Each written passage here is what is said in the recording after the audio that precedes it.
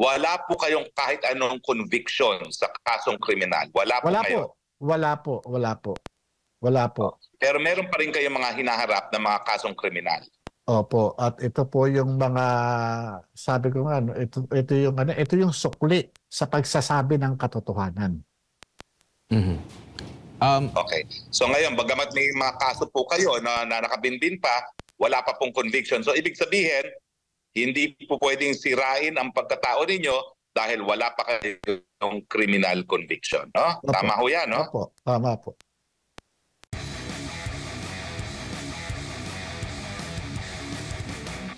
April 7, gumawa ako ng sulat para kay Director General Lasso. At yung sinabi ko sa kanya na ako yung ako yung gumawa niyan at ako yung nag-imbestiga diyan. Wala akong kinalaman doon sa pagkakapunta niyan kay Maharlika. Kung meron man, kung sakali man magsagawa kayo ng investigasyon, willing and able ako na humarap sa inyo. Yun po ang sinabi ko. Sir Jonathan, itong mga pictures po na nabanggit po ninyo, maaari ho ba ninyong maibigay at maipakita yan sa susunod na mga hearing? Kung meron po kayong at least may mga nakuha po kayo doon mismo sa mga larawan na yan. Tinanong ko nga po si Maharlika kung wala pa ba sa kanya. Kasi magkakasama po yan sa folder. Magkakasama po yan. Kung may mga dokumento na nakarating na nakakasama doon sa nakapaloob, hindi po pwede na wala siyang kopya dyan. Di ba? Kasi yung pictures niya nakalagay doon sa folder kasama nung affidavit. Yung deposition ng witness. Kasi yung mga pictures at saka yung deposition ng witness, merong relasyon yung dalawang mga dokumento na yon, mga pictures at saka yan, at itong mga pre-ops at authority to operate, may mga relasyon po sila. Kasi itong mga pictures po na ito talagang in-identify, sinertipikahan mismo ng confidential informant na siya mismo ang kumuha ng litrato. Kung mapapansin niyo po ito, kung malilitaw sa publiko ito, makikita stolen shot po yun. At itong confidential informant po na ninyo, nakausap nyo na po ba nitong huli, bago itong hearing? Hindi na po kami nakausap, magmula pa po nung matapos yung pagkuha ko sa kanya ng statement, mga ilang araw bumabalik pa yan At yung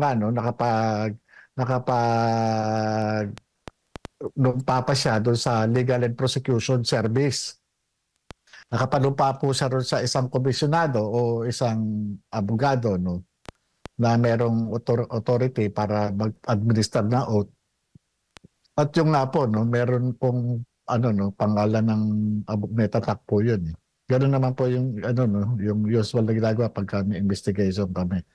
Hindi na kami nakapag-usap pa muli. Pero nagtry ako nung huli kong pagkakaalala dyan sa trabaho na yan, i-discuss ko paano makaharap ko ng personal itong namayapa na pala si Asik Gadapan, dahil sinasabi ni Senator Bato de la Rosa na kanyang mista sa Philippine Military Academy. Sinabi niya sa akin na huwag mo nang yan at ayaw ng taas, sabi niya. At pa nga niya, allegedly, binanggit niya yung pangalan ni Executive Secretary Paquito Ochoa na ito yung nag-order sa kanya na wag ituloy yung operation na yan. At yun nga, sabi nga niya, wala tayong mapapala dyan. At baka lang ang abutin natin dyan. Malayo mararating natin, mapapahamak tayo dyan. Yun yung niya. Bukod po sa inyo... Mr. Morales.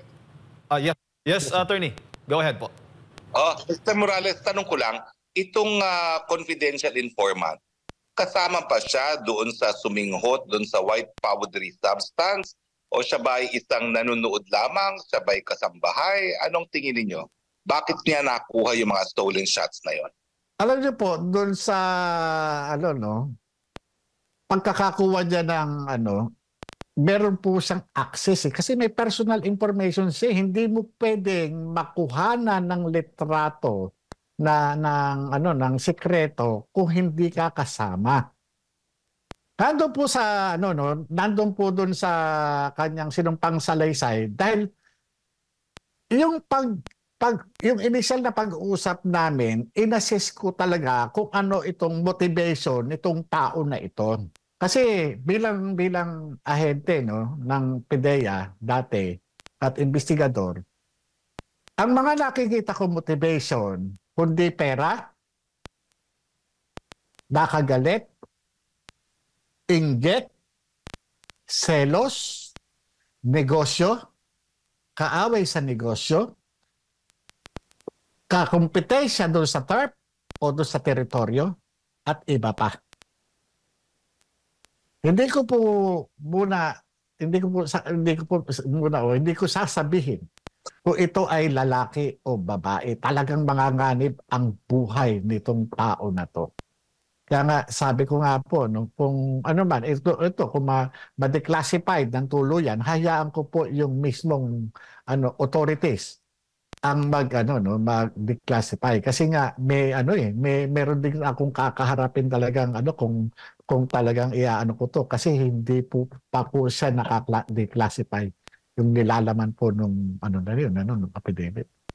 Pero at least bigyan niyo po kami ng indikasyon. Ito ba ay kapwa alta sosyedad o isang kambahay doon sa lugar na yon, kasambahay?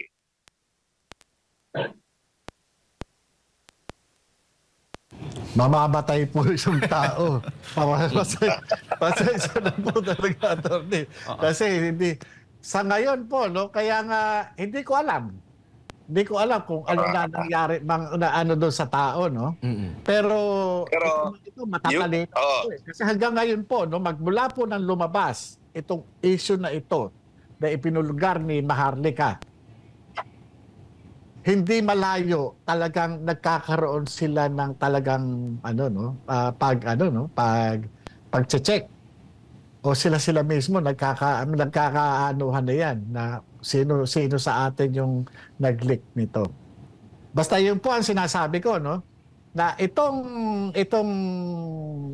ang motivation ng nagbibigay ng trabaho ay maaring pera, selos, inggit, galit, kakumpetensya o ano pa man. Di ba? Yun lang po yung motivation doon sa yun. Ngayon, kung nakuhanan sila doon sa mga activities nila, sila na mag-isip. Kaya nga, sabi ko nga, swerte kung buhay pa ito o kung ano man. Sir Jonathan, si Admar po ito ulit. Yes, sir.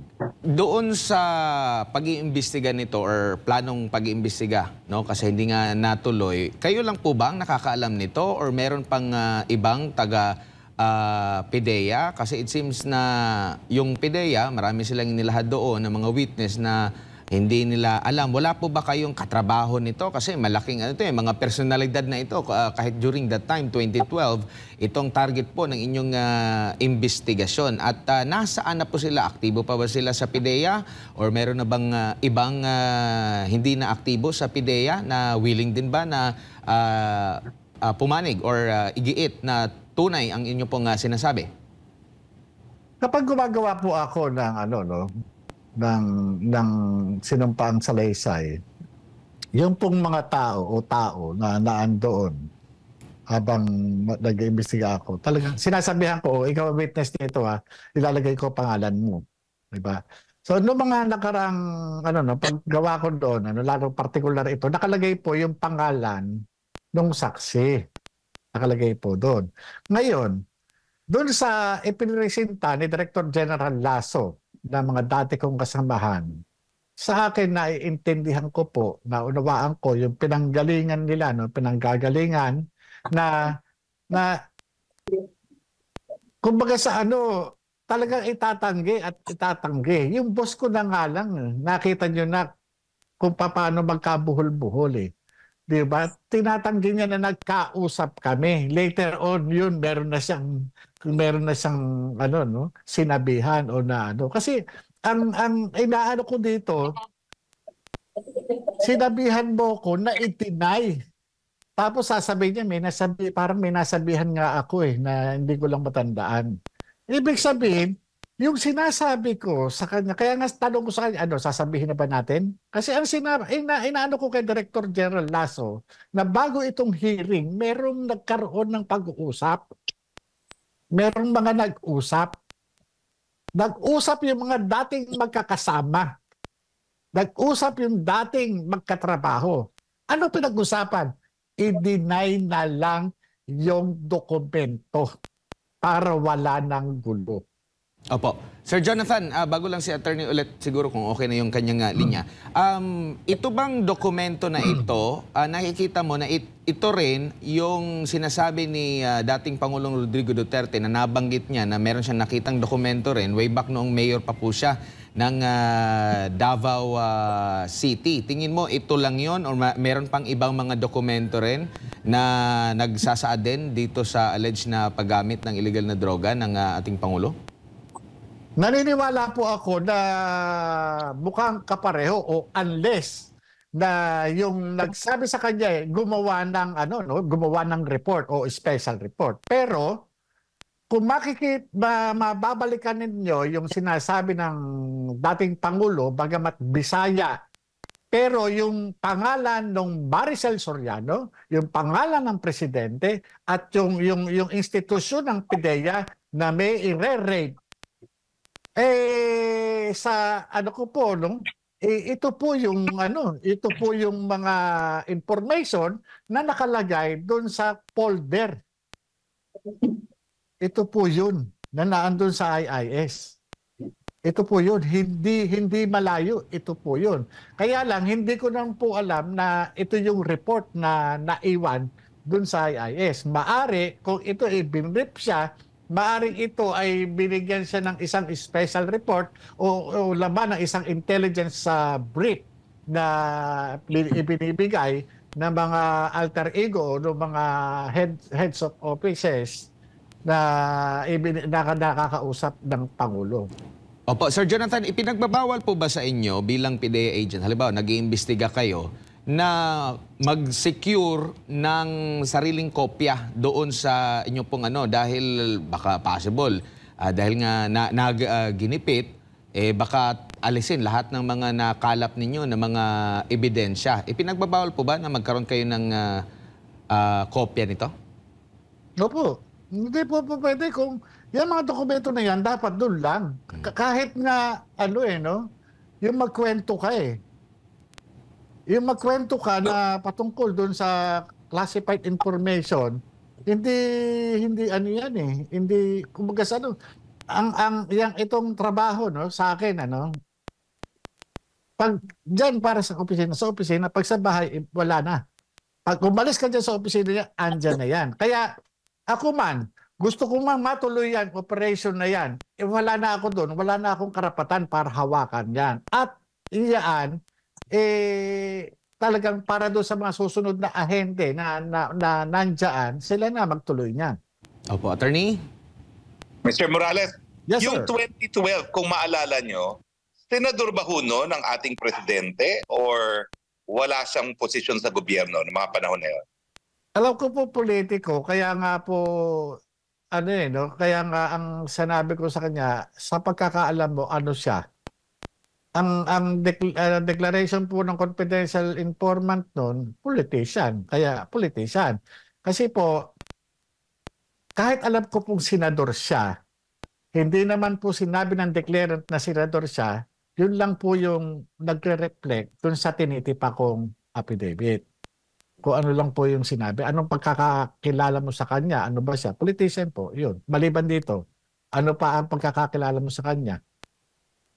Yun po. Yung ating yung confidential informant, meron ba siyang sinabi na bakit magkasama noong mga panahon na yon si Maricel Soriano at si Presidente? Meron bang sinabi na parang ano ba yan, magkaibigan lang sila o meron bang relasyon? Bakit doon sa bahay ni Maricel Soriano nanggagaling yung pagsinghot ng powdery substance?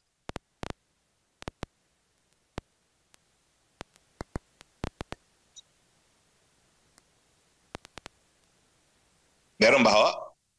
Other than magkakilala sila, meron bang sinabi na special reason kung bakit doon mismo sa pamamahay ng artista nangyayari? Parang wala ata, hindi, basta ang lang, yung mga tao na kasi naka-focus lang po kami doon sa mga litrato Yung parang wala ako natanong po na gano'n, na bakit sila, mag-ano ba sila, o Kaya, wala po ako natanong na Nangyari po itong insidente nito, panahon pa ni Presidente Pinoy, at alam namin na parang dyan ding mga panahon na yan na nagkaroon kayo ng kontrobersiya. Ano ba ho yung kontrobersiya ninyo dahilan kung bakit kayo ay natanggal sa PIDEA?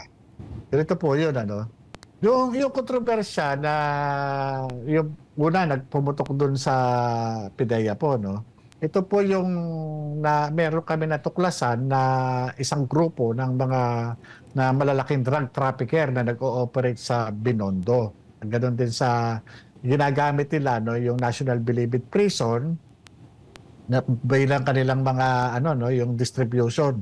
Yung nandiyan yung kanilang yung mga nakakulong doon na mga high profile inmates, yun yung ginagamit nilang mga marketing officers.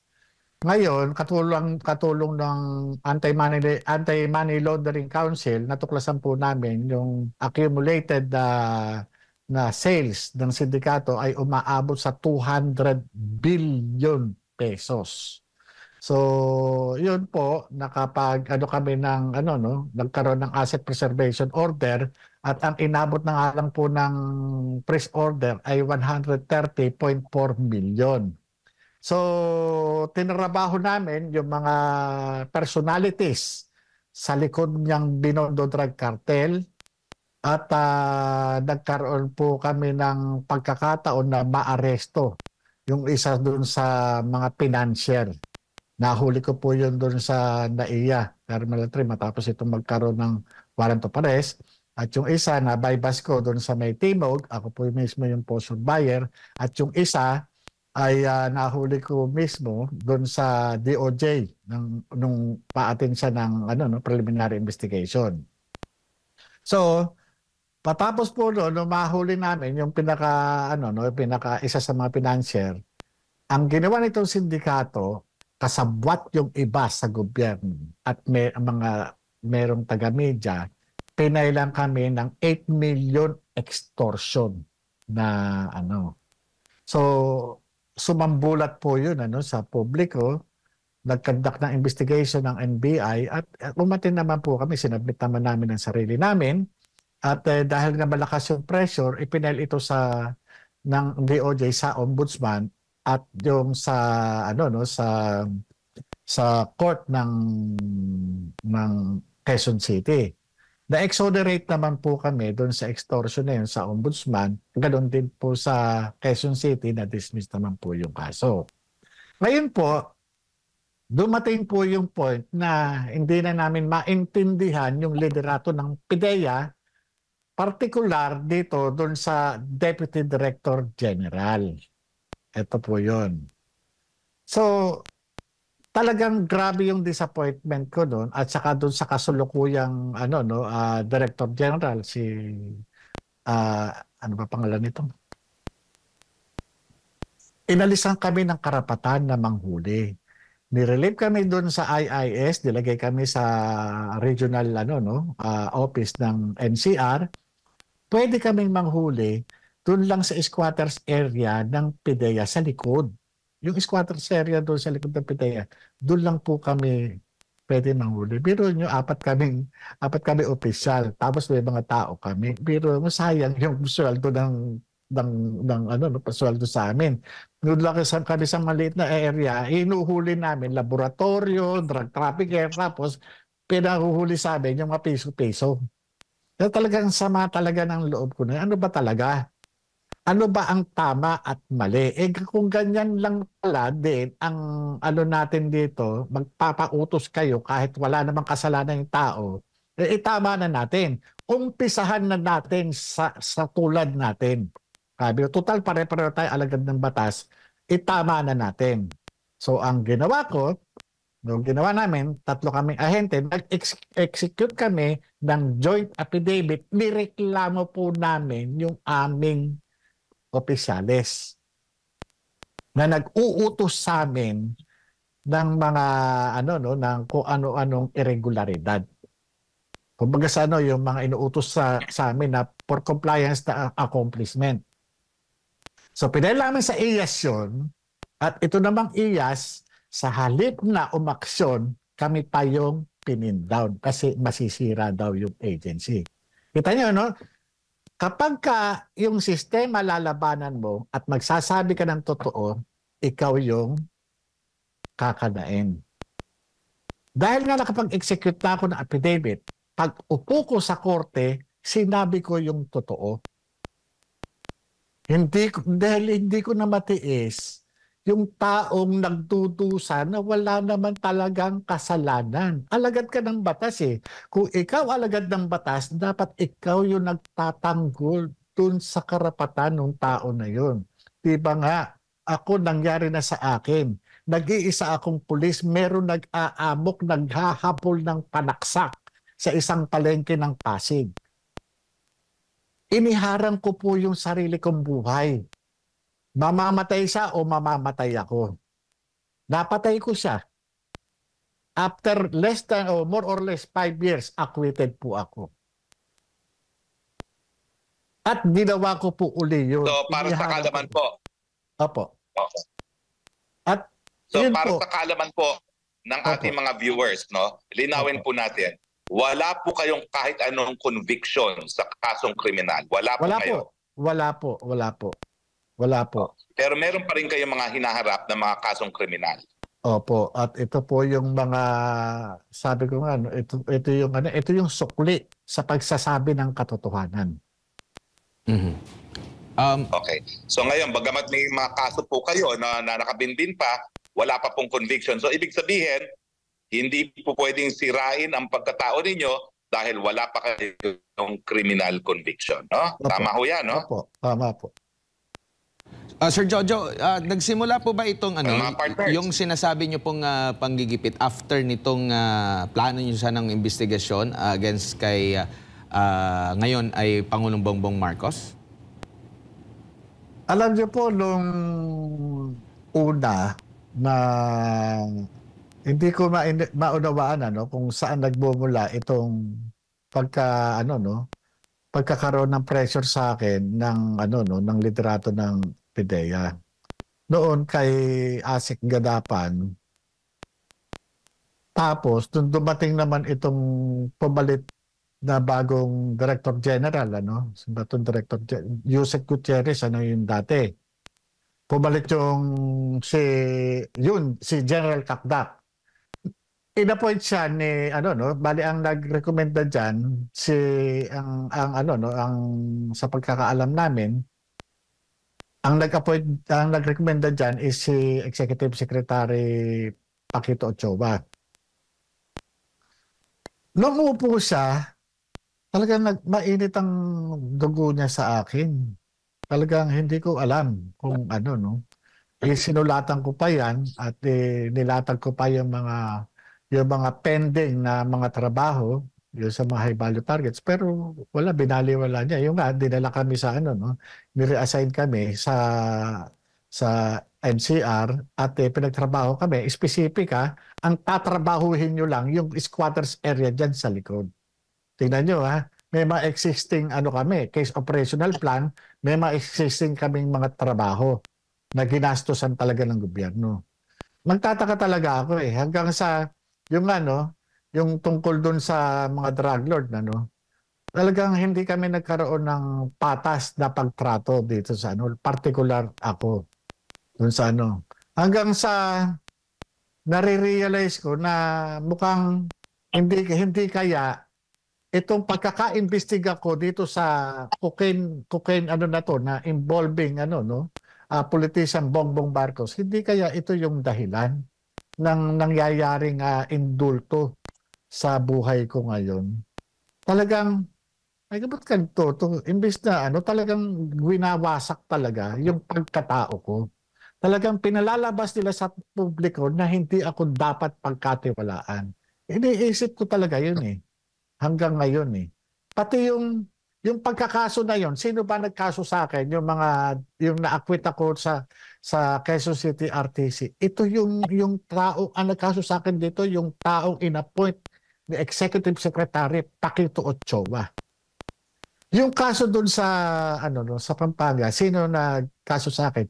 Yun din yung tao inappoint na yung nirekomenda ni Executive Secretary Paquito Ochoa. Kaya sabi ko, hindi kaya konektado itong mga ito. Ngayon, 2013, pinatawag ako dahil nga talagang naging vocal ako sa publiko, lalo sa media, sa mga irregularities na nangyayari sa PDEA. Pinatawag ako ni Attorney Serapio na police din, si retired Police Director General Pelizardo Serapio sa Law Enforcement Security Integration Office sa Mabini Hall sa Malacanang. Sinulatan ako as per instruction by Executive Secretary Paquito Ochoa. Ang sinabi nila, hindi raw formal investigation, pero parang pinadala sa akin yung mga nalalaman ko, yung mga ano ba yung sinasabi mo, ganito, ganyan, bla bla bla bla bla bla. Nakita ko, pinag-present pa ako. Pero wala naman. Papagalitan lang pala ako. Binaliit lang yung aking kakayahan, yung aming mga accomplishment. Binaliit lang. Sir Jonathan. Kaya sabi ko, opo. Sir Jonathan, bago lang tayo magtapos, may ilang katanungan lamang. Yung po mga classified documents, ano pong assurance natin na hindi ito mawawala? At, o maaari ba itong mawala at maaring sunugin kung gugustuhin ng mga taong talagang ayaw ipakita itong mga ebidensyang ito? Alam niyo, sa nakikita ko indicator sa tahasan pagtanggi at pagsisinungaling nitong PDEA Director General para lamang maipagtanggol yung nag-appoint sa kanya, talagang pinalalabas talaga niya na sinungaling ako. Harap-harapan talaga na pinaninindigan niya, sinungaling ako. Yun ang sinasabi niya. Kasi nga, ito lang yung paraan para maipagtanggol niya yung nag-appoint sa kanya. At kaya yung sa pagsisinungaling na talaga na sinasabi niya hindi, walang ganyan, hindi nag-exist. Kaya nga ang sabi ko kahapon sa hearing, ano yung hawak? Ano yung pinapakita? Ano yung sinasabi ni Pangulong Duterte? Kasi yung trabahong Maricel Soriano, Bongbong Marcos diyan sa paghitip ng suspected illegal drugs. Ako nag-imbestiga diyan eh. Kaya iyon, kumbaga kung mismong si Pangulong Duterte, inilaglag nitong mga taga-PDEA. Saan ba naman kayo nakakita? Kaya ang itatanong ko dun sa May 7, sino ang mas credible? Itong nagpapanggap na tumatayong abogado sinasabi ng confidential informant na politician na si politician Bongbong Marcos na sinasabi ng confidential informant na humihitit ng dangerous drugs, sumisingot ng dangerous drugs, o si Pangulong Duterte? Si Director General Lasso o si Pangulong Duterte? Sino ang merong credibility sa dalawang ito? Sir Jojo, bilang panghuli na lang, after po nitong maisiwalat, kamusta po ang inyo pong pamumuhay sa kasalukuyan po? May mga banta po ba na kayong natatanggap after mangyari po ito, after ng inyo pong paglantad? May iba rin bang mga media entity na nag-i-interview sa inyo para lubos na makuha yung mga impormasyon pa? Sa media entity na iba, wala po eh. Wala pong ano, no? Wala pong siguro dahil na rin sa takot na mangyari sa kanila, yun nangyari sa SMNI. Kasi naka-experience na ako na in-interview ako ng isang ano, no? Na isang kilalang radio station at sinabihan ako na wag na tayo magbabanggit ng tungkol kay BBM. Kasi minsan ako na-interview no March 17, tinanong ako nung isa doon sa dalawang host ng programang panggabi, sa inyong grupo, meron ba kayong meron ba kayong listahan na sabi ko na mga tao na personalidad na gumagamit ng na involved sa illegal drugs. Sabi ko meron. Sa mga politiko, sino ang pinakamataas na politiko ang meron na nasa listahan niyo? Sabi ko, presidente. Kaya nung mga sumunod na interview, after 2 weeks o 3 weeks tayo, bago interview, sinabihan ako, huwag na tayo magbabanggit kasi baka mawalan kami ng trabaho. Pamasara yung istasyon. Pero yung banta po, Sir Jonathan, meron po ba? Ano nga po yung tanong yung banta po sa inyong buhay after nito, Mr. Yung banta po, sinabi ko po sa Senado kahapon na habang total... Sir Marato. Opo. Hello po. Sige po, Sir Jonathan, go ahead po. Ayun, sinabi ko po nga po nung pinakahuling hearing, sabi ko walang ibang tao na mag-iinteresan kasi sinabihan po ako ni Senator Bato de la Rosa na mag-ingat ako, baka may mga ibang grupo na pag-interesan ako para palabasin daw na si Pangulong Bongbong Marcos ang may kasalanan. Sabi ko wala naman akong alam na ibang tao na po pwede mag-interest sa akin kundi mismo si Pangulong Bongbong Marcos dahil dito sa issue na ito. Dahil dito sa ginawa kong pag-iimbestiga at pagkuha ko ng statement sa confidential informant na itinuturo siyang sumisinghot ng cocaine kasama itong ibang personalidad kabilang si Maricel Soriano. Kaya wala akong ibang tao na naiisip na maaari mag-interest laban sa akin kundi ang Pangulong Bongbong Marcos lang. Kaya nga sabi ko, ito trabaho lang po. Huwag po kayong magagalit sa akin. Kung meron man na dapat patunayan na kayo malinis, dapat patunayan nyo sa pamamagitan ng ng pagharap sa Senate investigation or pagsasubmit sa sarili nyo sa isang scientific method. Ito po yung mag-undergo siya ng hair follicle drug testing.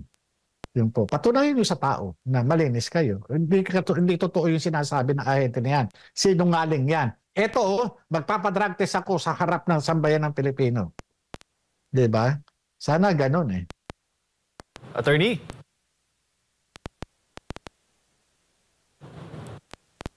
Ayan. Lako, no? Mr. Morales, personal niyo bang kakilala si Presidente Duterte at kayo ba ho ang nagbigay sa kanya ng dokumento na tungkol dito kay PBBM? Hindi ko po kilala, hindi po kami magkakilala ni Pangulong Duterte. Wala. Kilala ko lang presidente siya pero hindi niya po kilala. At wala po akong sa kanya at wala rin ako ibibigay na dokumento sa kanya dahil yung mga dokumento na yun nasa PIDEA. So yung nagbigay sa kanya nasa PIDEA rin pero hindi po kayo yon.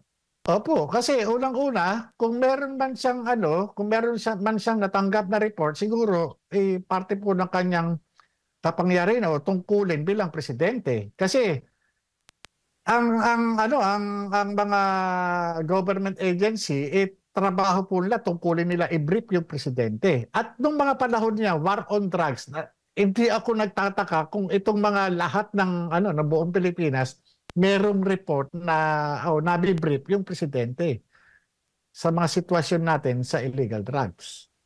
Yung mga sumunod na PIDEA chief po sa panahon ni Presidente Duterte, tingin nyo ba alam nila itong mga dokumentong ito at yung pagmamanman na ginawa kay Presidente Marcos?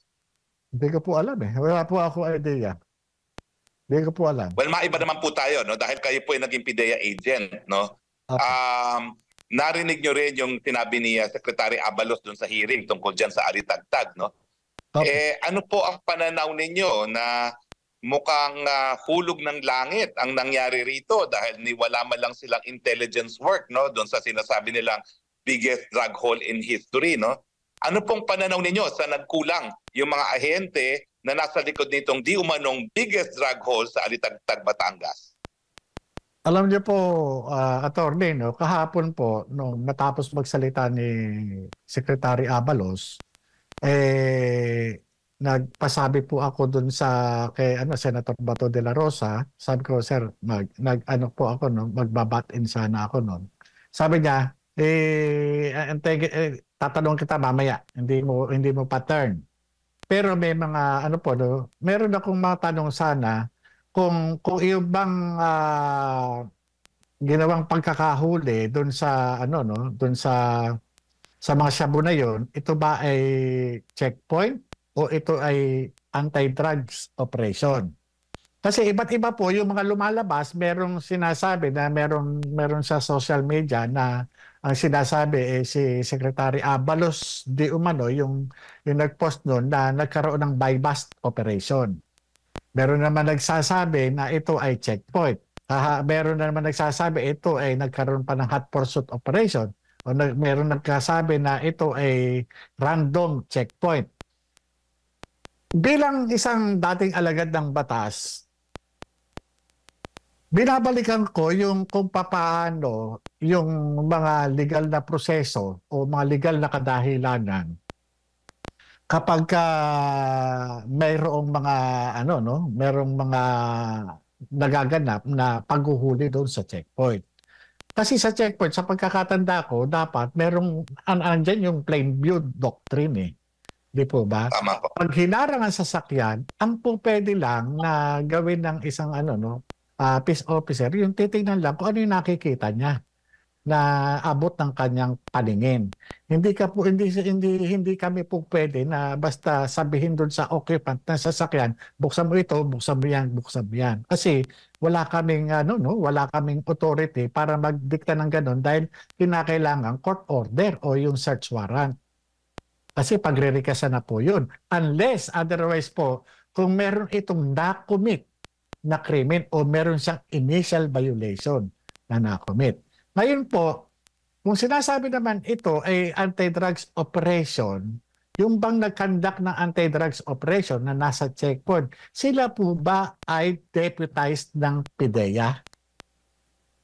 Kasi lahat ng mga anti-drugs unit, deputized ng PIDEA yan. Kaya nga hindi ko mo ikaw NBI ka, hindi ko mo ikaw ay PNP, basta na lang ikaw ay magkakandak ka ng anti-drugs operation.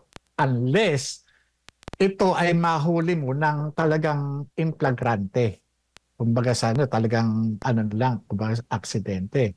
Pero kung ikaw sasabihin na ikaw ay nagkandak na anti-drugs operation, dapat deputize ka ng PIDEA. Pag deputize ka ng PIDEA, armado ka ng pre-operation and coordinating sheet o meron kang authority galing sa PIDEA. Ultimo nga kami, PIDEA agents na. Required pa kaming kumuha ng pre-ops and authority to operate, di ba? At iyan ipapasok namin sa National Operation Center o sa Tactical Operation Center para po iyan lagyan ng control number at bibigyan kami ng Certificate of Coordination.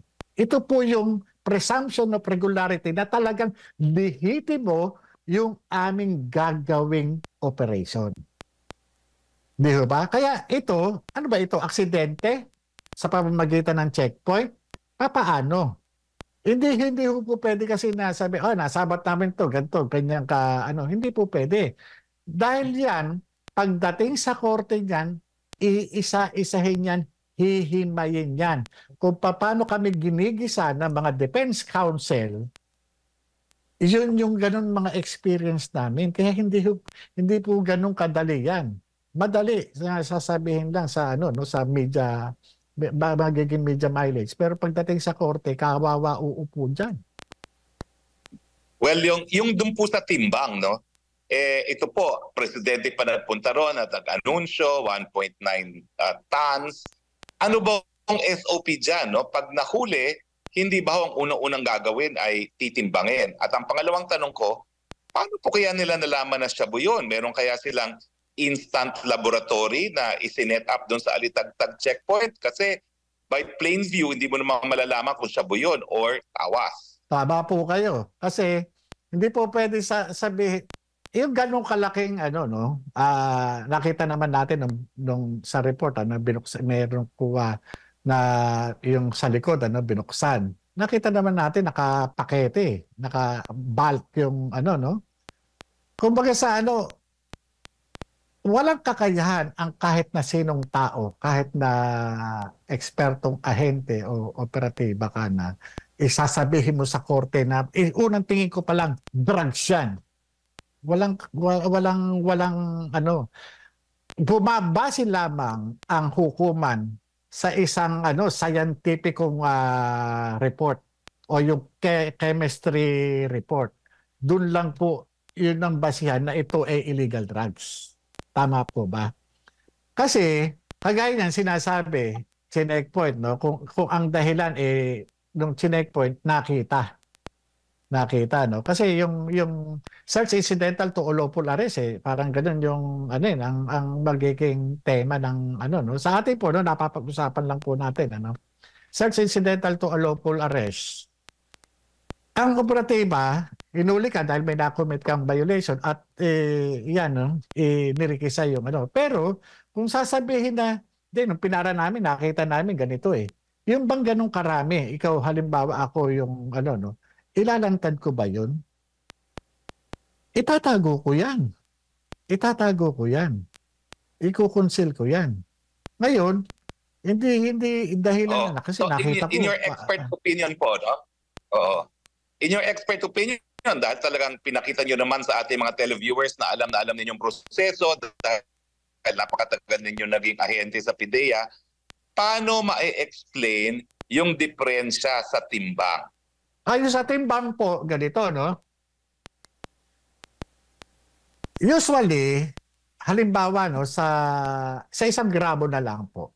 Sa 1 gramo, pag sinabi na inanom na 1 gramo, minsan, ang nangyayari na lang yan, nasa point na lang 0.9, 0.8. Sa 1 kilo, kadalasan, nagkakaroon lang yan ng ng maliit na kulang. Yung parang, 'di ba, halimbawa ang 1 kilo 1,000 gram, 999 o 998, parang gano'n. No? Pero pagka yan, naging nabawasan ng ng halimbawa sa 1 kilo, 1 guhit, 'di ba? Sa 1 kilo meron siyang 10 guhit. Pag 1 guhit, 100 gramo yun no? Malaki. Sa kaso na ito, ilan yung nawawala? Bali, para more or less 400, 0.600. 0.600 tons po ang nawawala. Ang laki masyado po Kasi kung tingnan mo natin sa 10, sa 10 i-round off natin yan, pinakamalapit na numero diyan is 8. Para ma-round off natin siya sa 10. Pag kaya nasa 6, hindi pwede siyang i-round off sa 10 Diba? Ewan ko kung itama nyo po kung mali ako Kasi masyadong malaki. Parang masyado atang malaki yung discrepancy. Kasi nakita ko doon sa mga report may timbangan tinitimbang tinitimbang siya At siguro kung meron mga sinasabi nagkamali daw, sana hindi sila basta-basta nagsasabi agad doon sa at yung pagsasabi na high grade ito ang qualitative result para masabi yung purity, kung mataas ba yung purity, ay yung forensic chemist. Nagre-reflect po yun doon sa report. Based doon sa request mo para doon qualitative and quantitative. Pero yung pagsasabi na, ito high grade to, ganito, ganyan. Paano nalaman high grade yan? Hindi pa pumapasok sa laboratory yan. Hindi pa Correct. hindi pa na-examine kung ang laman nito ay 50% tawas at 50% illegal drugs. Hindi ba? Hindi po pwede. Dapat magsasabi tayo ng ito high grade o maganda yung purity nito, dapat yung may report, yung laboratory service. Well, ito huling-huli na po talaga dahil napakadami na naming oras ang nakuha namin sa inyo, no? Pero sa commentary po ng coverage ng SMNI dyan sa hearing na yan, karamihan ay hindi naging happy doon sa pag-conduct ng hearing ni Senator Bato. At mukha daw ang naging prominente yung pagsabog niya laban kay Maharlika at mas binigyan ng pansin kung sino nag-leak kesa doon sa pinatotohanan ninyo na meron talagang intelligence report at naghanda kayo na raidin sana ang presidente ngayon. Ano po ang evaluation ninyo sa performance ni Senator Bato? Kayo ba ay kontento na patas lamang siya o merong kinikilingan?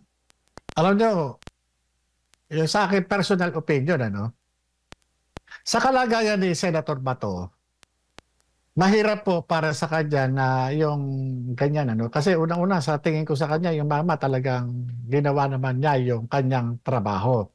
Nag-iisa siya . Pangalawa, yung pagkakataon na ipinustro niya, yung bang pinustro niya yung investigation, natuwa na po ako doon dahil nabigyan po ako ng pagkakataon para formal kong panumpaan yung mga information na nasa aking puso. Yung mga nalalaman ko, yung personal knowledge ko dito sa nalaman itong mga classified documents na ito, At yung mga pagkakataon na nabigyan ko ang Senado sa pagkakaroon ng sa doon sa mga information na na-elicit nila sa akin at pumasok doon sa record ng Senado, sa akin sapat na po sa akin 'yon.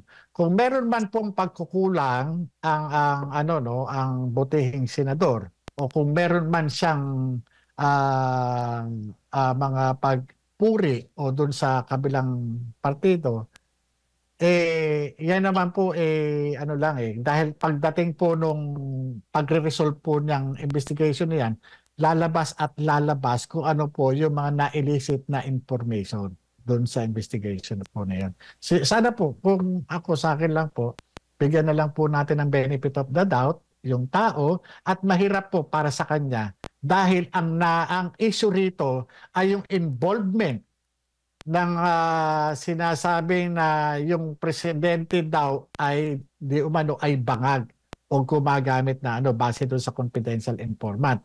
Mahirap para sa kanya dahil nga siya ay identified doon sa dating Pangulo.